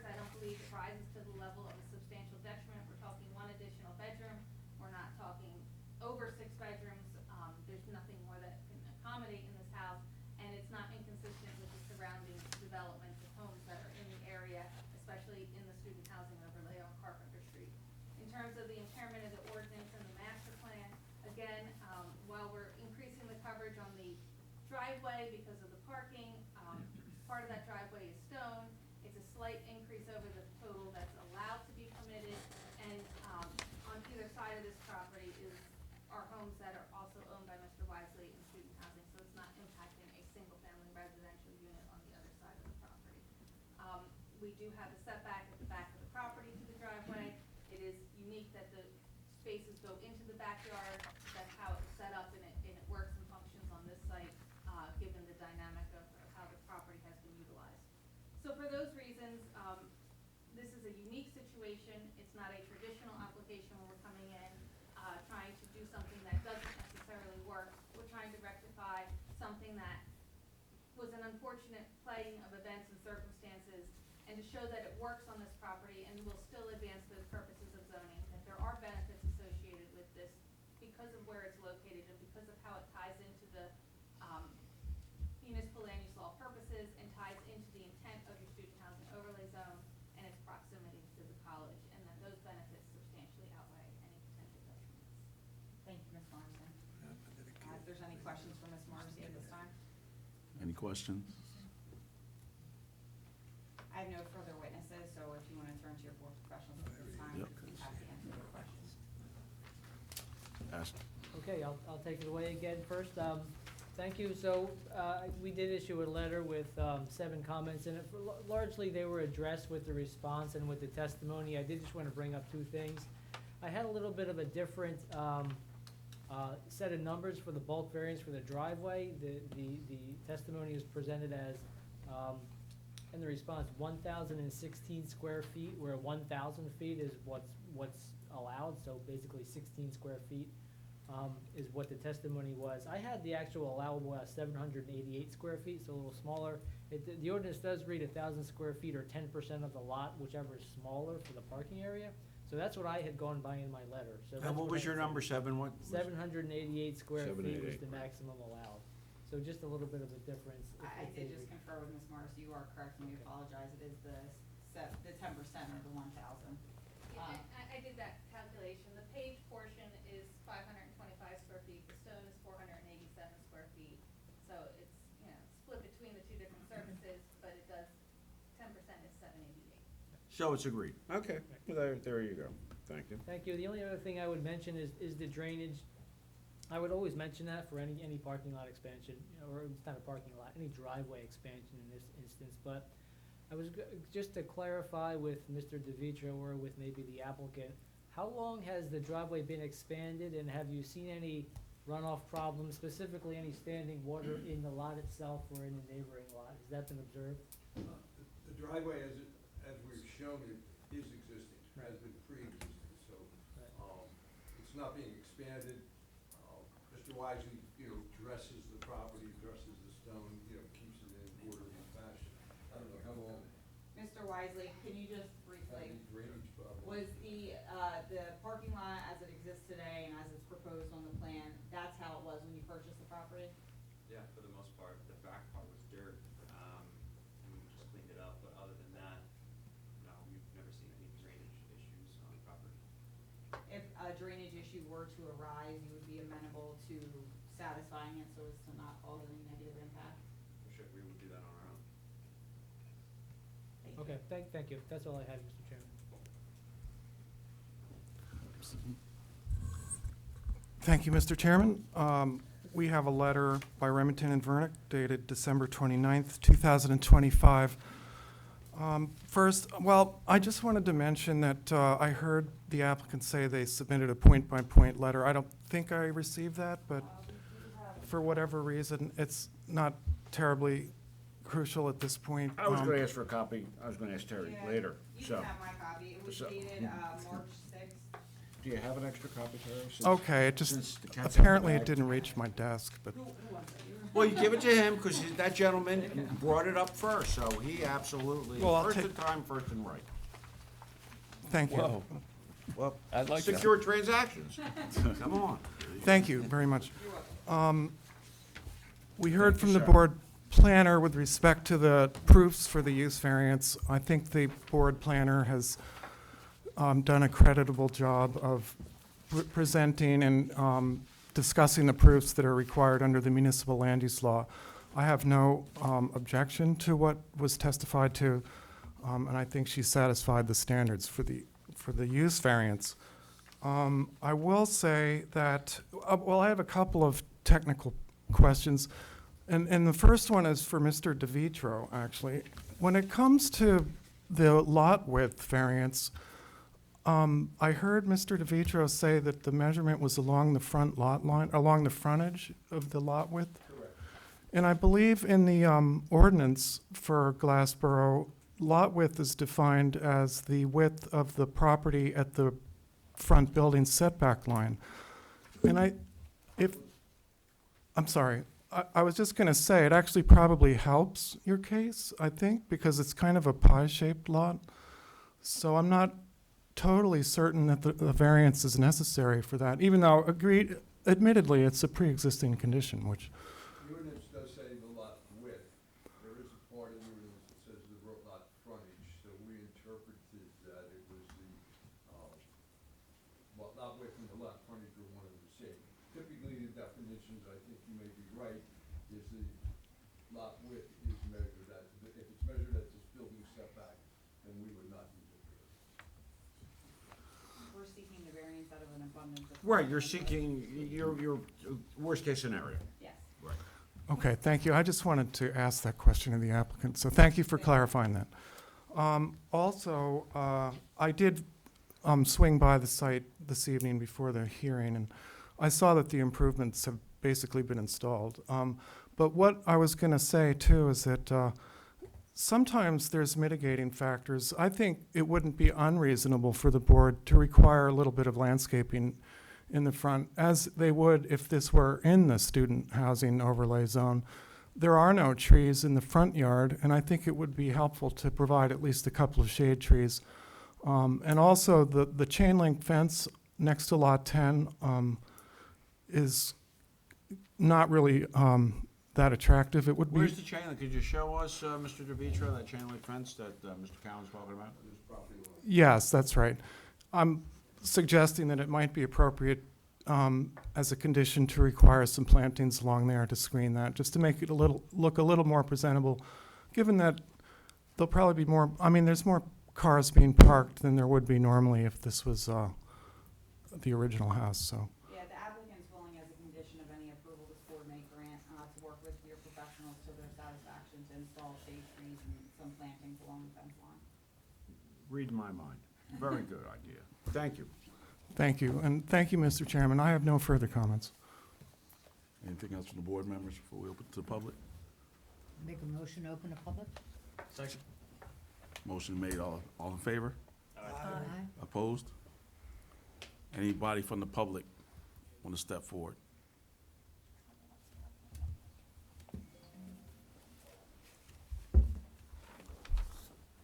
Jody Reddick from 7 Williamsburg Court. I'm sorry, your name was, Jody Reddick, 7 Williamsburg Court, and that's R-E-D-D-I-C-K? 2 T's. Oh, I'm sorry. And an I-J. I got you. And I'm going to ask you to raise your right hand, please, and you swear or affirm testimony you're about to give it true and correct to the best of your knowledge, information, and belief? I do. Great, well, thank you, and tell the board whatever you'd like to tell them. Okay, so first of all, I will say that the applicant is a responsible landlord. In my experience in living in that neighborhood. On the other hand, 6 bedrooms, to me that can translate into 12 students. As it is, in Williamsburg Court, on a spring night, and I'm assuming this is coming from the neighborhoods behind us, because it doesn't sound even like it's in my neighborhood. I hear cheers and loud noises coming when athletics aren't happening, so it's say like 11 at night or something like that. I'm guessing that it could possibly come from those 2 huge houses on Wilson and Silver. So as a resident, I mean, if we're worried about noise for residents with businesses, I think we have to be worried about noise for residents with housing too, and it's already a concern. So I worry that if you grant 6 bedrooms to one landlord then isn't there a precedent established, or isn't there more likelihood that more will come along the way? And then you talk about it being close to whatever that is with student housing in the beginning of the development. What I almost would rather if it was at the other side of the development, because to me, not, to my knowledge, there's at least 5 residents in the beginning of the development. So if you go along my side, there's 3 of my neighbors, and then my husband and myself, and then 2 doors down from this house, there's another couple. And then I'm not sure whether the woman still lives across the house or whether they have now sold. So that really amounts to a lot of the residents in Williamsburg Court that aren't students. So I just have a concern about this blossoming into more houses, this blossoming into bigger houses. And that's not a pleasant way to live. Thank you.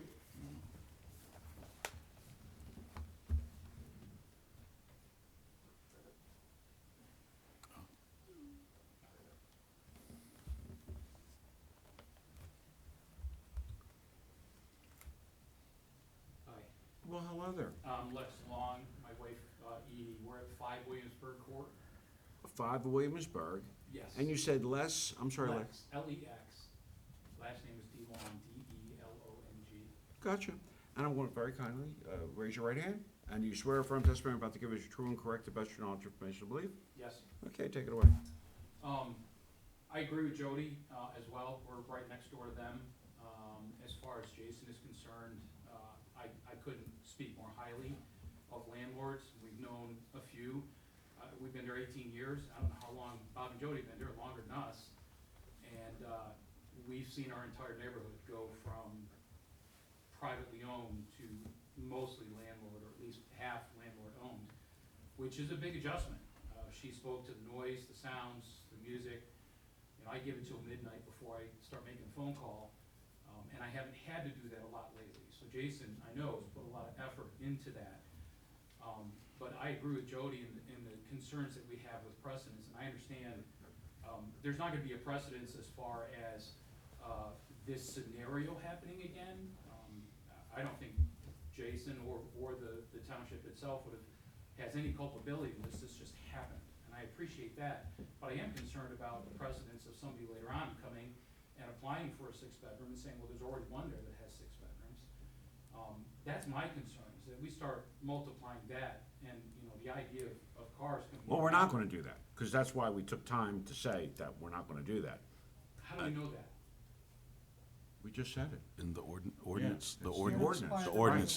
For the ordinance. It Well, we've seen happened ordinances through, change. We've seen ordinances change since we've been here 18 years. well, you're How do we right. know- how do If we know the you're ordinance saying, changed? well, wait a second. If you knew, none of us would be here, because we'd all have it all on red or all on black, you know, we would already have enriched ourselves. So what you do is the best you can, and what the testimony was tonight was, there was this infelicitous thing happen where the town didn't know one thing and the applicant didn't know the other thing, and here you go with the 6 bedrooms. But Ms. Morrissey took pains to call out the fact that one of them things, and, you know, it won't have precedential value. But she said that to particularly address a concern like yours, because technically she wouldn't have had to say that, because the mere fact of a grant of a variance isn't precedential, that you have to now grant these variances or whatever. But clearly your concern is well-placed. There's no question that there are a lot of student housing developments afoot, and that Rowan is becoming, you know, occupied with a lot of student housing. I mean, that would be, and they even have the student housing overlay, they're talking about that. So I mean, it's not gonna make you feel better that we can give you some kind of guarantee, because, you know, there really are no guarantees. But as it exists now, no, this board's not looking to push housing out there. This is a little bit of a unicorn, the way this happened. Okay, because I just understood the comment about it not being, a precedence only relating to the fact of this scenario. And I appreciate the scenario, I really do.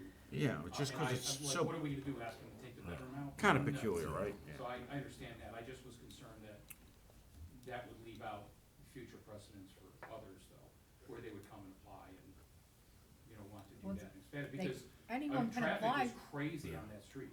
But sir, anyone can apply for the variance, whether or not it's granted is up to us. So Right. you're not gonna ever be able to stop anybody from making an application. It's our due diligence not to. And remember, Well, that's a why lot of this is really driven by a Supreme Court decision wherein it was decided by the New Jersey Supreme Court that you think of a family as a nuclear family, mommy, daddy, couple of kids, maybe a dog, cat, whatever. But the New Jersey Supreme Court thinks of a family as just a bunch of people who are like-minded. Now, that could be any number of things. And that's the challenge because students are considered to be a family. And there you have it. So, Valerosi. you know. But your house is right next to the property? Or, did you say Yeah, right next to it? When you go around the circle and come up to the stop sign, your headlights are hitting the driveway. I'm right there. So those improvements that we propose, like the neaten it up or fix the fence, that'll affect you directly? Was that be on your Not property? directly. I mean, So that's not there's two yours? houses Okay. between us. Okay, it's Yeah. to a couple, okay. I'll say, cause you could. Well, yeah, why don't you tell them where you live? Yeah. Because our professionals, you could just tell them on the block, because they're gonna be working on that landscape plan. Yeah. Well, no, I'm saying, tell them where are you vis-à-vis this property? Well, like I said, when you come around the corner, you come around that loop, you come up to the stop sign, that house is 2 houses before that stop sign on the left, as you're sitting at the stop sign. I'm directly in front of the stop sign. Okay. So I'm right there where it intersects. So everybody that comes in, everybody that goes out, goes past our house. We're I'm the 3rd house in on the left. So, My heart goes out to you, my friend. yeah, it's tough, I mean, it's No, I mean, nobody's 'cause fault. I pass many places during the summer and when there's parties, and I always say to my wife, I don't know how people, you know, I don't know how people get with that. It's really- I bet they're college kids, but. Well, that's why I typically try and let it go till midnight before I Right. start calling and saying, hey, there's a problem Right. here. Just because they're kids, I mean, Do they respond when you call, sir? yeah, I haven't called in a couple of years now. Okay. Because they have been, like I said, Jason has done a really good job. Yeah. I've got his cell phone number, and he's always responded to me when I've reached out if there was any kind of issue. Or sometimes if we notice something about each other's property, we'll call each other. So, I mean, as far as my trust of him, I've got great trust of him. I'm just concerned about the neighborhood. Well, Like he you said, could they sell. have redefined what family is. So now they've changed that. Well, that's been a while. Yeah, And it that's has. why you've seen this mushrooming of housing, right? Yeah. So, all right, thanks. Thank you. Thank you. Any other comments? Hi, I'm Edith DeLong. Oh, okay, and you swear from testimony about to give us true and correct the best of your knowledge, information, belief? Yes. Okay, well, you're gentlemen, you husband and wife, right? Yes. Okay, thank you. 43 years. There you, congratulations. You deserve it to be quiet then over there. I do laugh when they said that it wouldn't affect the cars. Our traffic is crazy enough. He's a pastor, and when we invite people over for dinner, we have to juggle and beg kids to move their cars. It's crazy. Not to And, I mean, interrupt we you, but I moved have here to from agree. Alaska. I have to agree. I'm talking, I'm sorry. No, I'm saying I agree with you because I drove by the property and every driveway was full. And the street I had to be careful just to view the property. The driveways were packed and the street was packed as well. So you're 1,000%. Right. Right. And for us to even have our children come visit us, our grown children with our grandbabies, we have to pay I know. to get a hook to put out of it. And I get it, it's a business, I get it. He's a businessman, but we live there. We moved here from Alaska 18 years ago. I asked when we moved, is anything gonna change? I mean, I see the college, you know, it was the only house available, it was what we could afford. We thought it was a wonderful neighborhood. It still is a wonderful neighborhood. But within 3 years, our housing dropped 50,000, honey? It dropped because of all the rentals. And now our housing, we've been there 18 years, we're finally building that equity. I just don't want it to become all student housing and, oh, we're backed up by this 6 whatever variance. I like Jason, he's a great landlord. He does mow the grass, he makes sure the houses are painted or well taken care of. I can't praise him enough. Our worry is that if this continues, 3 streets down, we have housing that holds 20 people. 1 street away. And 1 street from there, they have 3 of those. So that's our concern is if we give it an inch, are you gonna take a mile? Or is it just this house? It was an accident. I know it wasn't on purpose on anybody's part. We don't blame anybody, but you can see our point as homeowners.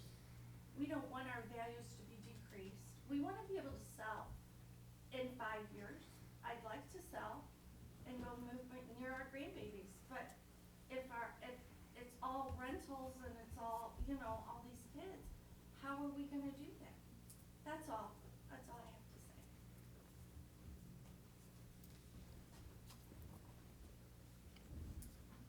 Sir, could I ask you a question, young man? How many more people would you be able to put if you did this 6-bed?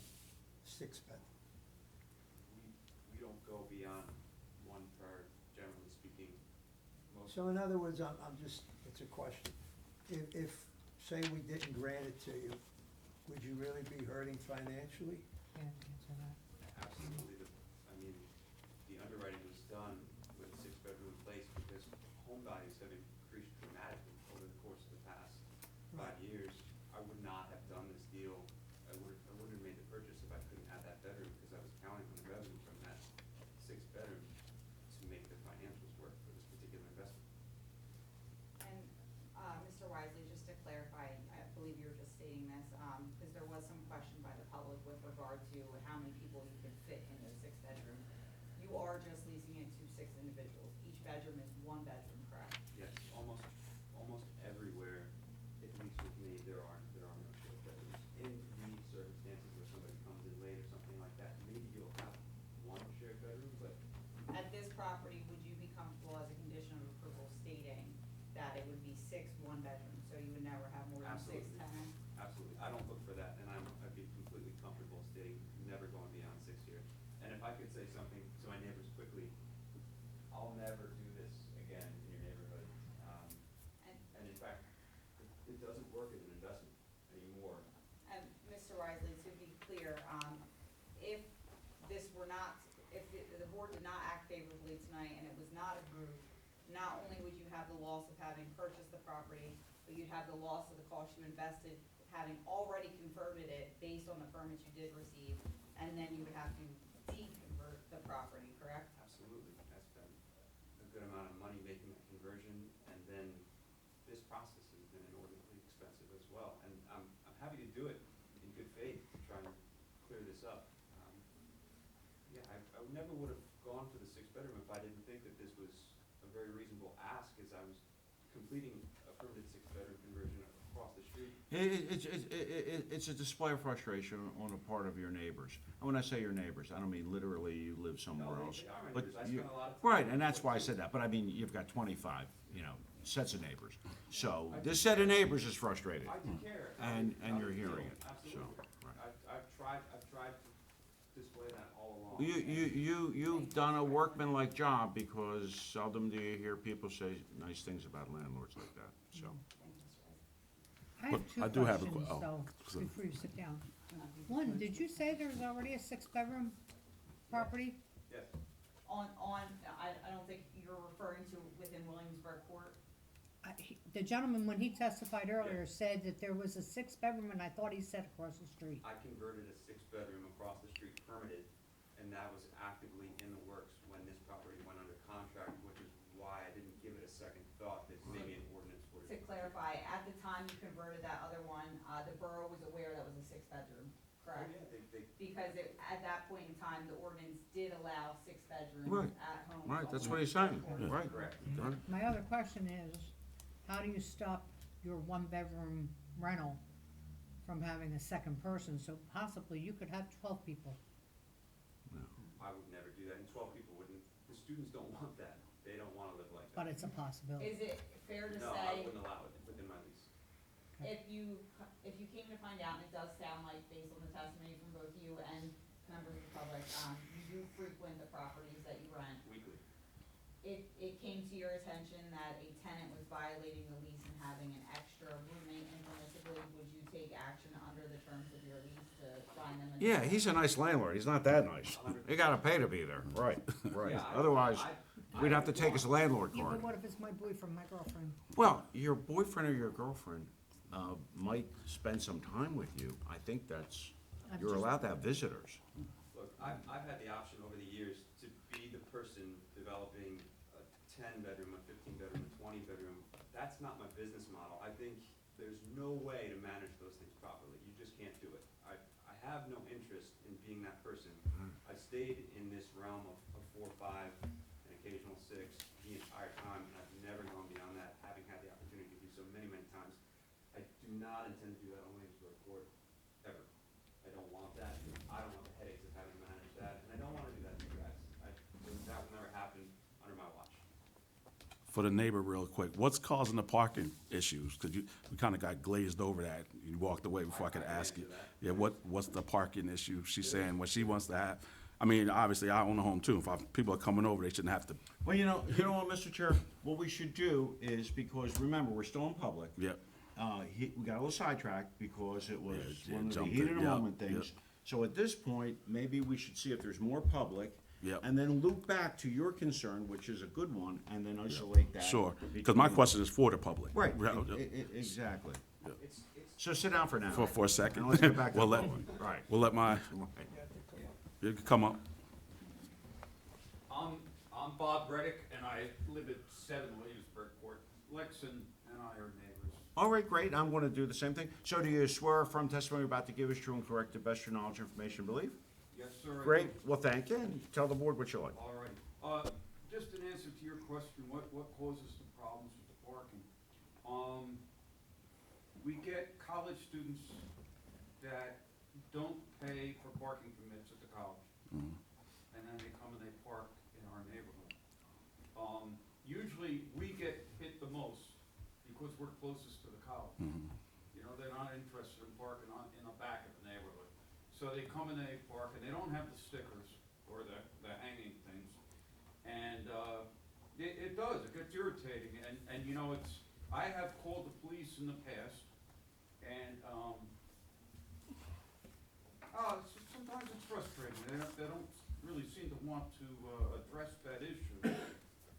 However, now it has gone to the code enforcement office, seems to handle that now, and they've been excellent, they come over.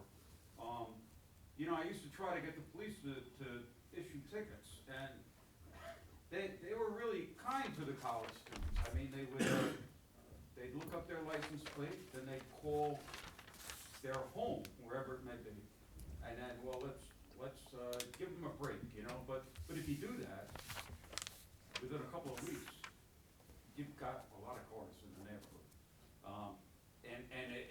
You know, I always said to the cops, I said, you know, if you just would ticket a couple, it would clear up.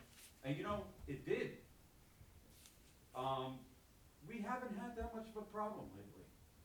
It hasn't been that bad. I don't know, Lex, right? I mean, it really hasn't been that bad. But that's where the problem comes from. A couple of years ago, we had an issue where a house down the back of the development was giving their parking hanging things to their friends to park in the neighborhood. And I was getting people parked in front of my house with the hanging things for, you know, like, I don't know what it was, let's say 30 Williamsburg Court back in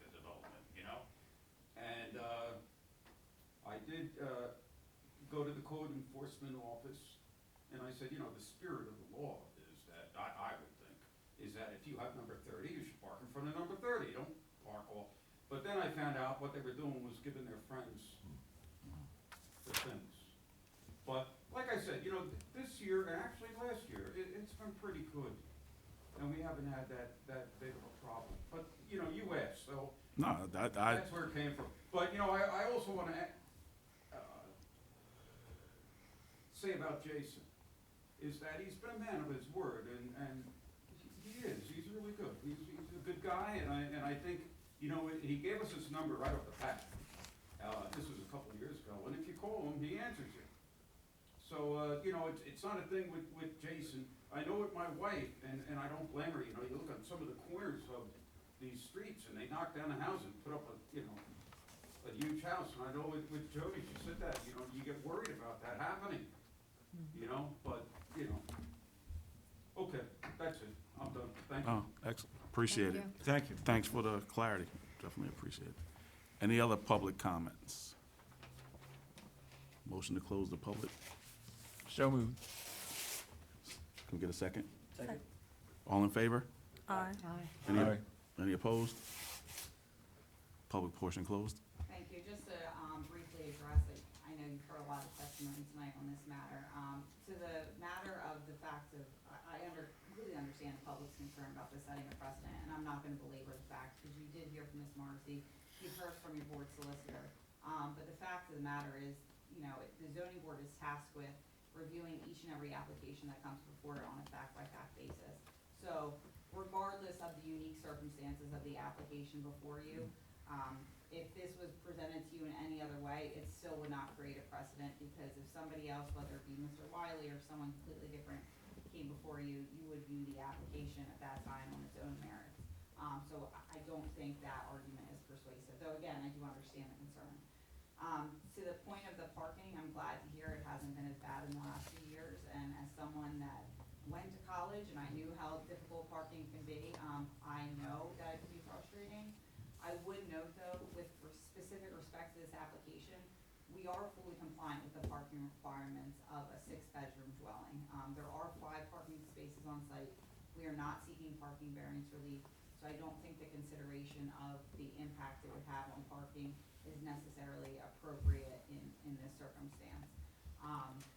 As for noise, I hear that it's gotten better over the last few years, so of course anybody that resides here has to comply with all state and local noise ordinance requirements, and we would obviously be happy to put that in any resolution should this board act favorably on the application. Well, it's in there whether we put it in there or not. Precisely, but State, just you know. to hammer it home for anyone that's No, we concerned, that understand. added layer. But that's all I have for the evening. Thank you for your time. Any more comments, questions on this? We'll entertain a motion to approve the use variance to allow more than 5 bedrooms at 51 Williamsburg Court. And I believe we had some conditions with the landscaping as well. Yep. Well, that'll be all considered and baked in, Mr. Chair, members. Sure. Anyone want to make that motion? I'll make a motion to approve the use variance to allow more than 5 bedrooms with the landscaping and such. A second. Motion made and seconded. Roll call. Ms. Lafferty, Yes. Mr. Fiola, 4, if I could say briefly, Mr. Solicitor, I appreciate the comments that the attorney just made, because this kind of goes against my grain to approve this. It's being approved under the specific circumstances of this case, and your comments were very appropriate, ma'am. Council did a nice job in summing up and also reminding us about the noise ordinances, which exist independent of anything this board does at the state and local level. So thank you. Mr. Perner, 4. Mr. Santor. I'd like to say one thing, if I may. The only thing I'm concerned about, being an older person, the couples that came up, I know they're not as old as me, but you seem like a hell of a guy. But if down the road, and I've known this to happen, a personal friend of mine owned 10 properties in this town, and he sold them and walked away with a bundle of money. And The only thing that's got me reluctant is because today, tomorrow, if you get a big offer and say, you know what, I'm getting out, how do we know the next guy? That's what's got me going, my head's going around and around. Well, that's not how we decide applications. Yeah, I know, Right. but I'm just saying, So what you're, that's what I think but, about. but you want to resist just editorializing Yeah. because there's nothing he can say or do to address that. Right, right. You're just saying that there's this, Well, I'm gonna go along with you, I'm gonna say yes. I'm here for the long term. And I hope you are, and I hope you continue to be a great landlord. It's unusual to hear. Thank you. Mr. Smith? 4. Ms. Wyman? 4. Mr. Lopez? 4. Thank you very much for your time. this evening. Appreciate it. Thank you. take care. Good luck, everybody. Next on our agenda, any reports? None. Workshop committee? So I can speak on that, since Mr. Noonan is not here. The workshop committee, unless Mr. Cossabon wants to, they met in February and in March. Do you want me just to, there was a couple applicants? I didn't attend one of them, so, yeah. Yeah, there was a couple applicants, one for a minor subdivision, also another out on Evergreen, and then there was another minor subdivision where Chick-fil-A and Matt Latt are now gonna subdivide that lot, which, I guess, Matt, Chick-fil-A will have their own lot. Then there was a two-story addition on North Main, and then amended site plan on the State Street for the dispensary. So they did hear 5 potential applicants that will be, and I don't think any were coming to the zoning board, other than maybe the Chick-fil-A, because that met with us, that use variance was with the zoning board. So It that- stays with us. Correct, so that will come back to us, the zoning board, for the Chick-fil-A one.